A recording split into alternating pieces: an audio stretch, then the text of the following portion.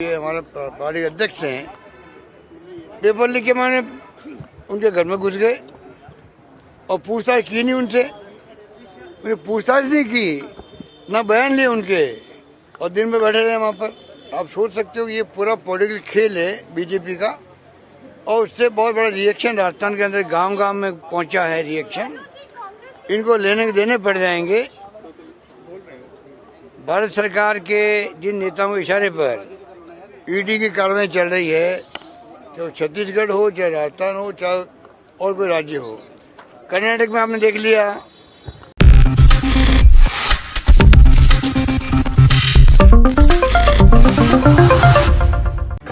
वैभव गहलोत से 8 घंटे तक पूछताछ की है। क्यों हिला रहे हैं? नवंबर को चुनाव है, उसके बाद मुझे बुलाया जाए, लेकिन उनकी दरखास्त को नहीं माना गया। 16 तारीख को बुलाया देखिए मुझे जानकारी नहीं है, आप लोग देंगे जानकारी मुझे। कानून को अपना काम करने दो। अगर मान लो ईडी ने दे दिया है, पूछताछ की है, जवाब दिया होगा उन्होंने, टाइम मांगा होगा, टाइम नहीं दिया है, कोई सोच समझ के नहीं दिया होगा।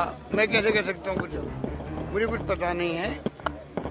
कानून को अपना काम करने दो। ईडी ने नोटिस दिया है, वो हाजिर हो गए हैं, जवाब दे दिया होगा, और अब आगे और डेट दी उनको, और रिक्वेस्ट वैभव गहलोत से की होगी, जैसे आप मुझे बता रहे हो। मैं तो बाहर निकले हूँ मीटिंग से। उन्होंने रिक्वेस्ट की है कि चुनाव के बाद बुलाओ मुझे। उन्होंने स्वीकार कर दिया होगा, तो मैं उस पर क्या कर सकता हूँ? कानून अपना काम करेगा। इतना मैं कह सकता हूँ कि कोई दम नहीं है नोटिस के अंदर। सिंपल नोटिस है, सिंपल इन्फॉर्मेशन मांगी गई है।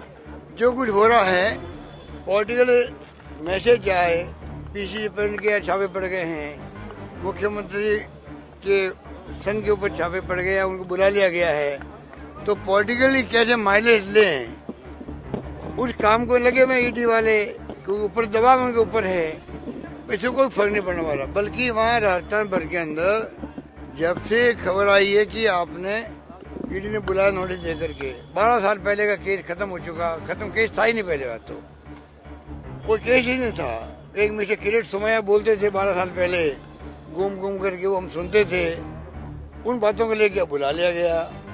प्रदेश कांग्रेस अध्यक्ष की एक बड़ी पोस्ट होती है, हमारे पार्टी अध्यक्ष हैं, पेपर लिख के मैंने उनके घर में घुस गए और पूछताछ की नहीं उनसे। उन्हें पूछताछ नहीं की, ना बयान लिए उनके, और दिन में बैठे रहे वहाँ पर। आप सोच सकते हो कि ये पूरा पॉलिटिकल खेल है बीजेपी का, और उससे बहुत बड़ा रिएक्शन राजस्थान के अंदर गांव-गांव में पहुंचा है रिएक्शन। इनको लेने देने पड़ जाएंगे। भारत सरकार के जिन नेताओं के इशारे पर ईडी की कार्रवाई चल रही है, चाहे छत्तीसगढ़ हो, चाहे राजस्थान हो, चाहे और कोई राज्य हो। कर्नाटक में आपने देख लिया, डीके शिव कुमार जी, वो भी प्रदेश के अध्यक्ष थे कांग्रेस के। 22 बार छापे पड़े वहाँ पे, 22 बार छापे पड़े। चुनाव कौन जीता? कांग्रेस जीती। और वो स्थिति होगी राजस्थान के अंदर भी होगी, छत्तीसगढ़ में भी होगी, मध्य प्रदेश में भी होगी। इतने छापे डाल दे, अब इनके छापों का इफेक्ट नहीं रहा है। ये कोई जमाना था सीबीआई पहुंच जाए कहीं पर, इनकम टैक्स रेड हो जाए, ईडी पहुंच जाए, तो समाज भी उसको बहुत बुरा मानता था। ये पता नहीं इन्होंने कितने बड़े क्या घोटाले कर दिए होंगे।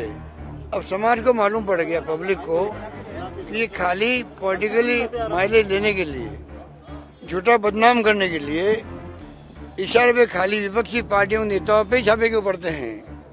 और जो विपक्षी नेता चला जाता है बीजेपी के अंदर, तो छापे पड़ना बंद, और वो बिल्कुल पाक साफ हो जाता है। तो ये पूरी जनता को मालूम कर चुका है, जितना ये ऐसे काम करेंगे उतना फायदा हमें मिलेगा, इतना कह सकता हूँ। देखा है टाइम मुझे इतना आई है वहाँ से, ईडी के डायरेक्टर से, सीबीआई के डायरेक्टर से, और सीबीडी चेयरमैन से मैंने टाइम मांगा है। उनमें 2 का जवाब है, मेरे ख्याल जवाब आया है कि अब इलेक्शन में कोड ऑफ कंडक्ट है, इसलिए हम उसके बाद में मिलेंगे आपसे। जबकि कोड ऑफ कंडक्ट का कोई तुक नहीं है। मैं नागरिक हूँ, मुझसे मिलने में क्या दिक्कत है उनको?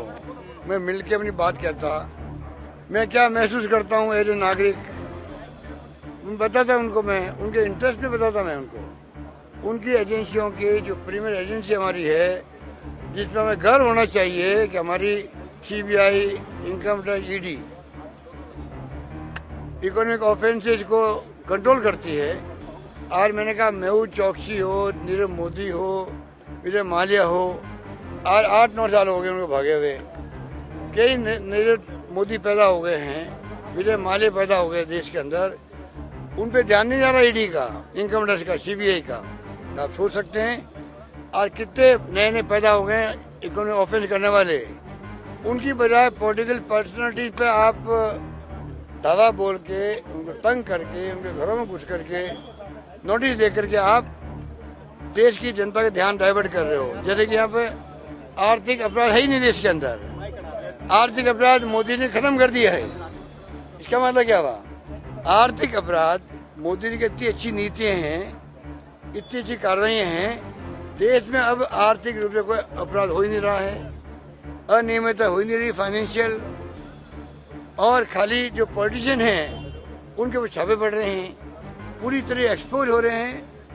ना देश के इंटरेस्ट में है ये, ना इन तीनों एजेंसियों के इंटरेस्ट में कह सकता हूँ।